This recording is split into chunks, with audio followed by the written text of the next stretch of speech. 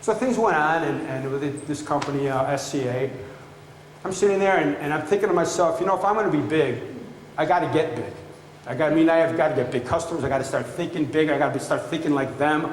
You know, so how do I, as a company that was billing $50,000, think like a company whose billings are, I don't know, 12 billion, 15 billion? It's not easy, but I was able to do it. And it's interesting because one of the things that I like to pass along is you're in the game, they're in the game, it's the same game. You know, so why can't you think of yourself like them? You should. There's many things that we can do while on our way up that can help people big time that are already there. That doesn't matter if you're a smaller company and they're a bigger company. If you're a smaller company, you could be flexible. You know, your speed to market, it could be incredible. Your customer service should be amazing. And all these things came in my mind. I was able to shape my business and shape the way that we operated to resonate with that directly. You know, I understood big companies are process oriented. So my little company with me and 3 other people, all of them making more than me, had all these like processes in place and brands in place and all these things. You know, it's very important. I learned the language of different organizations. And when I'm trying to get big, and it doesn't matter whether it's a company, it doesn't matter later on when I was working at getting a TV show off the ground, whether I was working at getting this Broadway play going, or these books published with no, you know, I don't know, without knowing anybody, no networking at all on those things. It's the same thing. You got to learn the language in the arena that you're in. It's just one thing you can take away from here and you can add immediately to make that difference. So, you know, learn about the people that you're working with. Learn if it's a company, learn what they call different things. Even if some things are ridiculous, and then I'll tell you how I got this, which is funny. It's ridiculous. Is what they call the conference rooms, what they call the local restaurants. Integrate into that office, into that organization. Because here we are in Chicago talking. If we were in Prague, which would be great, by the way, but if we were there talking, we would stick out like tourists, right? I'm telling you, when you're out there on your quest for success, whatever area, wherever you're working with, whatever industry or whatever field or whatever person it's in, be local. You know, get into the fabric of whatever that organization is. Like I said, when I was out there trying to, you know, understanding this TV world, before I went out there with an idea for a TV show, I wanted to understand how they worked, who made decisions, what do they term certain things, who influences who, how does that work? These are things that need to happen. So again, for me, success is a process activity. It's not luck. You know, it's a little bit of luck, but it's not solely luck. It's keeping your eyes open for that opportunity. It's knowing what to do. Success in your business life is the same as success in your personal life. It's no difference. The things that I've done outside of the business world, I've been successful because I've applied the things that I've learned in the business world. Building champions. How do you get someone to do what you want to do? Well, you build a champion. That's one way to do it. Who do they know? How can you get in there? Networking, like we're doing here, is one way. There's many other ways. So go back. I'm sitting there, and I just got burned with this Lever Brothers thing, and businesses, you know, my 3 employees. So I had a meeting at Procter & Gamble. We did a couple little things. This is a Friday. And a Friday afternoon at 3 o'clock, nice time for a meeting, right? I go in there and I sit down, and this guy, Randy, comes in, he sits down, and he sloughs in his chair, and he's like, I hate this place. You know, I'm like, great, would you like to buy what I'm selling? Very difficult thing, because it's Friday afternoon. But then he starts telling me what his problem was. And I was, again, the things that was related to him on a one-to-one level. I mean, he was older than me, I was a young kid at that time, but it didn't matter. You know, I was talking to him, tell me what's going on. Well, they were doing this little test. It's such a ridiculous thing. They were trying to manufacture these little silk bags from China. Okay, this is Procter & Gamble, and everything they do is something big. And he's telling me the problem is they did this little test for 30,000 bags. And it's stuck in customs, you know, in LA, and they can't get it through. And the problem is that his big national theoretical 60 million bags will never happen if he can't even do this little 30,000 test. I mean, 30,000 bags is like 2 boxes. So I'm sitting in there, and again, my company we did samples. We distributed, you know, Hershey bars and shampoo bottles and things like that. But, you know, it occurred to me, I'm listening. And I said, you know what, Randy, let me see what I can do, because we're in the shipping business of every UPS stuff. It's not really the importing business, but, you know, it's a little bit of a stretch. But because he trusted me, we did a couple things together. He said, yeah, okay, yeah, here's the FAK numbers for the shipping stuff. What do I got to lose?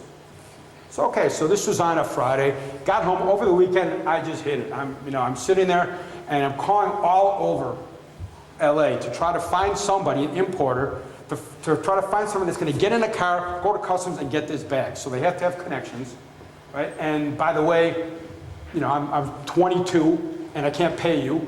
And, you know, there's a couple little problems there, and you don't know who I am. All these different things, but it didn't stop me. And what I ended up doing is I found a guy like me in the other area, a young, hungry guy in the importing business. And my deal to him was simple, because you all know what I'm looking, when I'm going to get out of this, or I want out of this. I want that big order. I'm going to do a favor for my customer, you know, in my attempts to getting big and getting favors with them. But what the heck, I want to look at this big opportunity. So I'm sitting there and I talk to him and he says, you know what, Steve, I think I can do this. He gets in his truck and he goes and he calls me up and he says, Steve, I got it. I'm like, great, no problem, I'll tell you what to do. I call Randy, who gave me his home number, which is amazing, because that's how important it was. It's the first time, by the way, I've been doing this a long time. This is the first time a customer's ever called me back within 5 seconds. That's how important it was to him. Called me back and I said, hey Randy, I got these, what do you want? He's like, oh my God, I love you, you're unbelievable. You know, tell me, what do you want for this? I don't care, bill anything for it. And my response to him was, you know, I don't really want anything. I just want to crack at this big order because you know we can come through. Now, before I was telling you how advantage is, some of the things that we have that are advantages of being small. Now, I knew that the importers that Procter & Gamble are using are huge. For them to get somebody in a van and go down there, it's 6 signatures in 2 months. But we can do it in a phone call. All we have to do is think of it and do it. That's it. And that's what I did. So we'll fast forward a little bit. About 7 months later, I was on a plane on the way to Beijing. I secured an order for $22 million. I made $17 million on it. I was 24 years old, trying to figure it out. Not bad. But the thing is with that, is that I could have very easily been in that same room, exact room, and heard him complain and been so focused on what I was selling him that I would have missed the thing that changed my whole company around, my whole business, my whole life around. Because once I did that, it doesn't have to be in such a grandiose level. It could be a little thing. Once I did that, I realized, man, there's no limit. If you could think it, you can do it. There is no limit.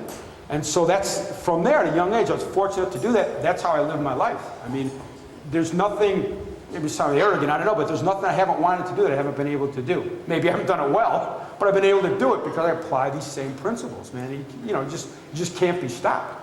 And I look at that, and I look at my business, which was product sampling, but then I look at it and say, how do you get your business huge? Now, you can grow vertically by selling more stuff, right? I mean, I tend to try to simplify things, and I say you grow your business 2 ways. You sell new stuff to the same people, you sell the same stuff to the new people, that's it. There's 2 ways. So the way to go horizontal is the way you get big is by growing horizontal. And what this did for me is it expanded my business. Hopefully that wasn't the BS meter going off on was to expand my business beyond sampling. And it was a huge thing. It enabled me to open up many doors in many areas. Also, by the way, one opportunity leads to the other, leads to another. It compounds on it. Is when I was out there doing this order, doing these bags for Pantene, I talked to Procter & Gamble because I didn't, you know, it's funny, I had this big order, but you know how payment goes. I didn't have it up front.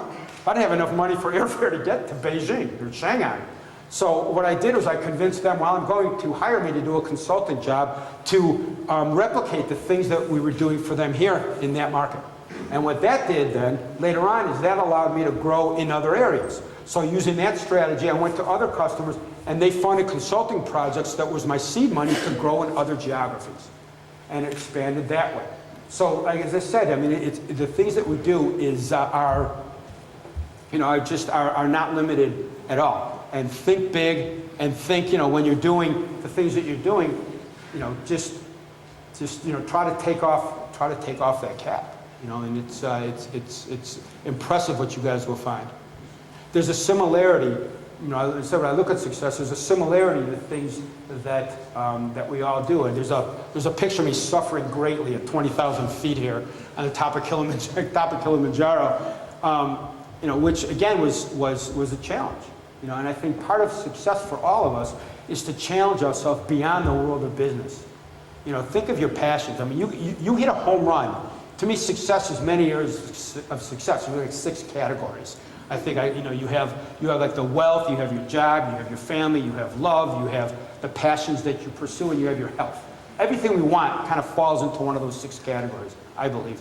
And so the big win for all of us is to be able to combine the things we're doing and look for success in a lot of different areas. It's great to do things in business, but I view myself as having some degree of success, not because of the financial part of it, but because when I was growing and seeing the world internationally, I was able to bring my kids with me to China and Russia and all these places. I was able to go and climb Kilimanjaro because I was in Africa doing some stuff. You're able to combine these things and you get a much more well-rounded, thorough life. And that, to me, is clear as the definition of success. So, thanks. I think my time is up here, but I'm going to be around. Thanks, everybody. I appreciate it.